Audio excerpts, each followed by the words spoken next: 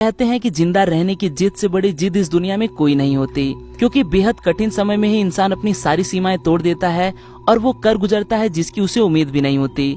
तो चलिए दोस्तों, जानते हैं कुछ ऐसे जाबाजों के बारे में जिन्होंने बेहद कठिन समय को मात देके खुद की जान बचा ली। Let's begin. एरन रॉल्स्टन। अगर आप हॉलीवुड फिल्मों के दीवाने हो तब शायद आप एरन रॉल्स्टन के बारे में जानते होंगे। अरे नहीं दोस्तों, ये कोई सेलिब्रिटी नहीं है। असल में एरन के साथ हुई दुखद घटना पर हॉलीवुड में एक फिल्म बनी थी जिसका नाम था 127 हावर्स। इस फिल्म की तरह ही एरन के खुद के बचाने की कहानी भी अद्भुत है। एक दिन एरन ब्लू जॉन कैनियन की सैर कर रहा था, तभी एक बड़ा सा पत्थर की दो दीवारों से होते हुए एरन के हाथों पे आ गिरा। बाएं हाथ को छोटी मोटी चोटें आई, लेकिन दायां हाथ पत्थर के नीचे बुरी तरह से फंस गया, जिसकी वजह से एरन बाहर नहीं निकल पा रहा था। समय का बहता हर कतरा एरन को याद दिलाता कि उसे घर जाना है, लेकिन एरन ऐसा नहीं कर सकता था। यहाँ फंसने के करीब 4 दिन बाद उसने अपना दाहिना हाथ काटने की सोची, लेकिन उसे मालूम था कि उसके पास हाथ काटने के लिए पर्याप्त औजार नहीं है। जब वो रात को सोया तो उसे सपना आया कि एरन अपने कटे हुए हाथों से अपने भविष्य में पैदा हुए बच्चे के साथ खेल रहा है। जब वो सुबह उठा तो उसने इस प्रेरणा को अपनी ताकत बनाकर उसने किसी तरह अपना हाथ काट डाला और जिंदा बच गया। 5 दिन के इस अनचाहे सफर में एरन सिर्फ पानी की बोतल और साथ में लाए हुए 2 बैरिटोस के सहारे ही जिंदा रहा। मौरो प्रॉस्पेरी। सहारा डेजर्ट में खेली जाने वाली मैराथन डेज सेबल एक ऐसी मैराथन है जिसमें स्पर्धकों को 233 किलोमीटर का प्रवास 6 दिन में पूरा करना होता है। 1994 में हुए इस इवेंट में एक बड़ी अनहोनी घटना हुई। मौरो प्रॉस्पेरी नामक स्पर्धक सैंडस्टॉर्म आने की वजह से अपना रास्ता खो बैठे। अपने मूल ठिकाने से सैकड़ों किलोमीटर दूर वो खो गए। अगले 9 दिन तक वो अपना ही मूत्र पीकर जिंदा रहे। जो भी जानवर उन्हें मिले, जैसे कि चमगादड़ हो या रेंगने वाले जानवर हो या कोई कीटक हो, इसे खाकर मौरो जिंदा रहे। हिम्मत हार जाने के बाद मौरो ने खुदकुशी करने का प्रयास किया, लेकिन ये प्रयास भी नाकाम रहा। एक बार फिर हिम्मत जुटा के मौरो ने सोचा कि अब एक आखिरी प्रयास किसी गांव या शहर तक पहुंचने के लिए करता हूँ।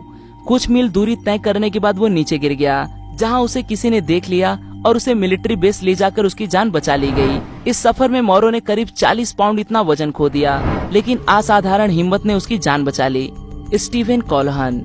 29 जनवरी 1982 में स्टीवन अपनी बोट लेके चल पड़े एक सफर पे, लेकिन एक बेहद ही बुरी घटना घटने के लिए स्टीवन का इंतजार कर रही थी। सफर के 7 दिन बाद एक रात तूफान में कोई अनजान चीज स्टीवन के बोट से आ टकरा गई, जिस वजह से बोट ने काम करना बंद कर दिया।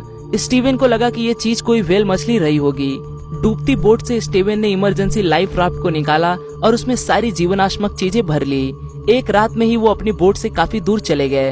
अब वो महज एक लाइफ राफ्ट में अटलांटिक महासागर में कुदरत की दया पर निर्भर इकलौते इंसान थे। कुछ ही दिनों में स्टीवन के पास का खाना और पानी समाप्त हो गया। अब वो अपने कौशल्य, जिंदा रहने की जिद और नसीब के भरोसे थे। स्टीवन ने फिशिंग करना और खारे पानी को पीने लायक बनाने की कुशलता सीख ली और इसकी मदद से 79 दिन वो अकेले पानी में भटकते रहे। फिर कुछ मछुआरों द्वारा स्टीवन को बचा लिया गया। जूलियाना कोइपके।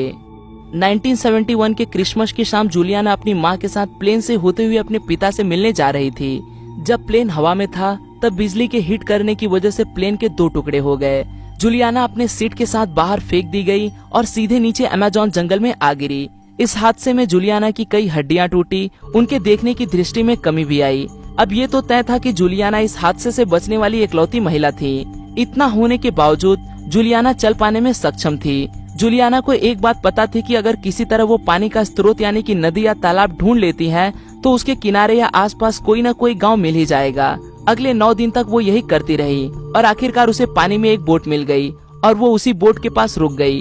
बोट का मालिक वहाँ पहुँच गया और जख्मी जूलियाना को बचा लिया गया। ये कहानी साल 2000 में एक डॉक्यूमेंट्री द्वारा लोगों के सामने आई। इस डॉक्यूमेंट्री के डायरेक्टर थे वार्नर हर्जॉग। ये वही डायरेक्टर थे जिन्होंने उसी फ्लाइट की टिकट आखिरी वक्त पे कैंसिल कर दी थी।